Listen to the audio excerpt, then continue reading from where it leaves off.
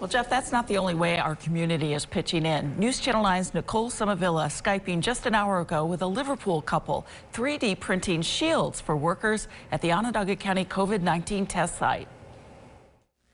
It all started about a month ago when suppliers in China started going out of business and giving people like Stephanie and Isaac the heads up about it and that COVID-19 might be coming to the U.S. I think it was about Saturday that we came up with the idea to 3D print these face shields.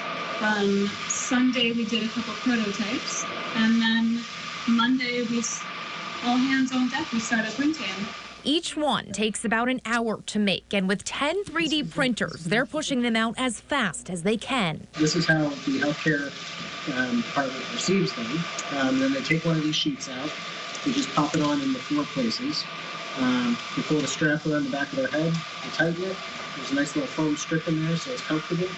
And then they're good to go. They've already created more than 200 shields since Monday, and they're not stopping there. The overall goal isn't just to take care of our community, but to go a step further. And we're also collecting the information of people in their localities who are willing to 3D print them on machines that they have. And our goal is to connect everybody so that if there's a hospital in Missouri and there's somebody with a bunch of 3D printers in Missouri, we can put them together, they can use the files that we created and just start making them right there as fast as they can.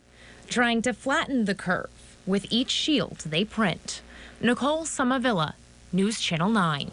Yeah, that's amazing. And Budman says they are donating the first 50 shields and the county is picking up the cost of the rest. Remember, the test site is not open to anyone. You must get a doctor's recommendation first.